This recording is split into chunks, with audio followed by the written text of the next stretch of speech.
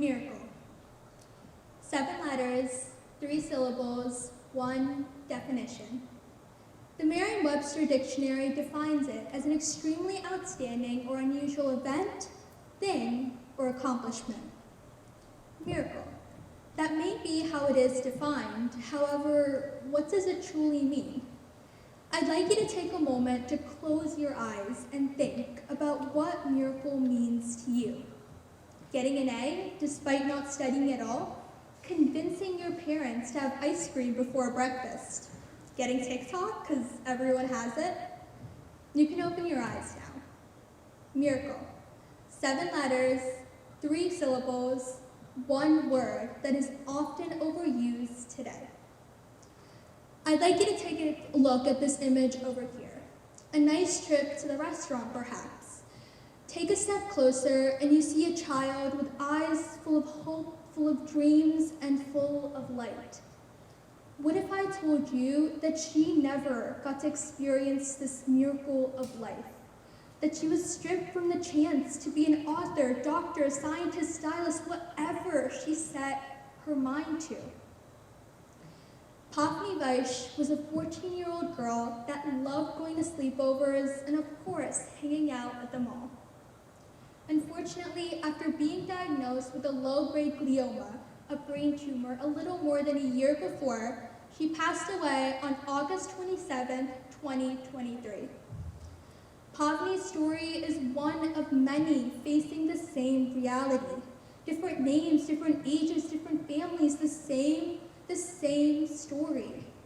All these families wanted was a miracle that the cancer would stop spreading, that the next day would be better, that their child could learn to drive, one day go to school, get a job, that their child could live.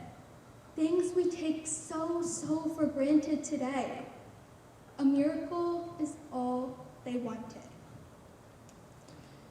It is clear that today, these children, all they wanted was a miracle.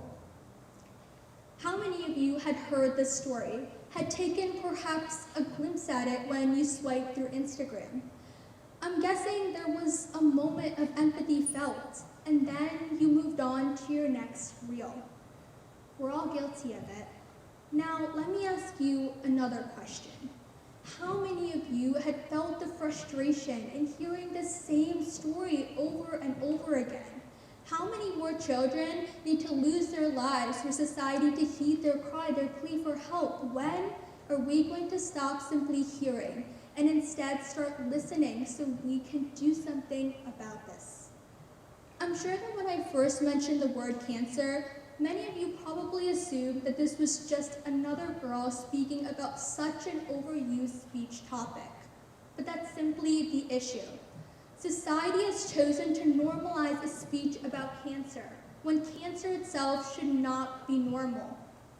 The further we highlight the voices of those suffering, the closer we can move towards change.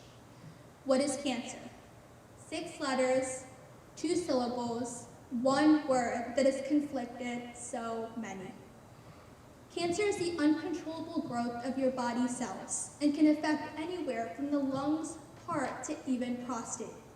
Just in the United States, there are 15,780, yes, 15,780 children and adolescents who are diagnosed every year. Cancer can arise from genetic mutations that are inherited from parents or even those that are acquired during a person's lifetime. Aging, exposure to environmental toxins, or viral infections can all be major influential factors. What's majorly intriguing, though, is that only 5 to 10% of cancer cases arise from genetics alone. The other 90% arise from random mutations or environmental impact. Furthermore, I'd like us as a community to focus on 2 places: our impact as a society on pediatric cancer and current funding for its research. Our everyday actions can all contribute to a risk of cancer. Across East Asia and the Pacific, more than 100 children lose their lives every day, with many due to pediatric cancer. Why, you may ask? Why is this happening? Well, according to UNICEF, 500 million of these children live in an area where there's an increasingly high amount of air pollution, with 250 million of them living in an area where the average annual pollutant level is 5 times over what the World Health Organization has deemed as safe.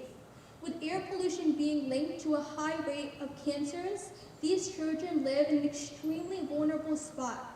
East Asia also houses major global tech giants, making it housing even more pollution.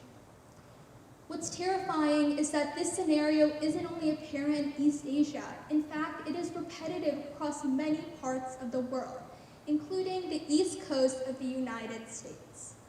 In 2019, the states with the highest rates of cancer cases were observed. 8 of the listed states are found here in the East Coast, with the East Coast also housing major rates of air pollution. Air pollution contributes to rates of breast, thyroid, or even prostate cancers in its residents. I'd like to ask you to look around. The phone you are using right now is contributing to 17 million tons of plastic contamination yearly. Your apparel, 21 million tons. Toys, 22 million tons. Soft drink cans, 3 million tons. I simply ask that the next time you hold a plastic-based product, you consider how much it can impact you, me, and the rest of this world. Number 2, our phones. I'm sure my parents right now are laughing inside, knowing that their screenager daughter is about to talk about phone usage. However, I'm sure I'm not the only one. These small yet so addicting devices that we invest so much in use radio frequency waves to communicate with cell towers. The more we spend on them, the more life-threatening radiation we are exposed to. In a 2020 case control study done by lead researcher Yuan Shi, it was found that when women use their phones up close to their bodies, they are 5 times more likely to develop breast cancer. Having your phone close to your bedside when you go to sleep, constantly messaging, swiping, calling can all be contributing factors to a risk of cancer.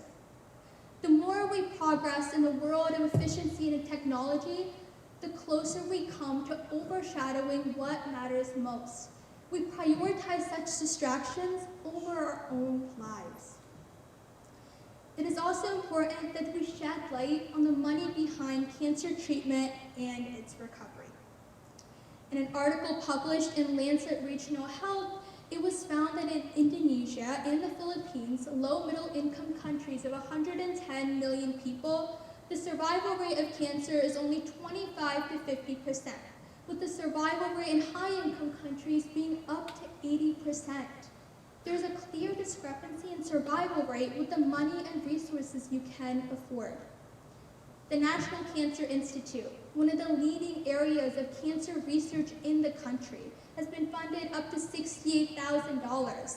However, with current funding and budget cuts of up to 40%, this type of research will not be possible anymore.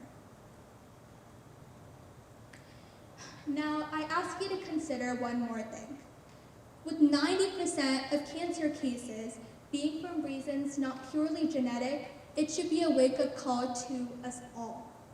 Your support of affected individuals through even the smallest donations can make a huge mark.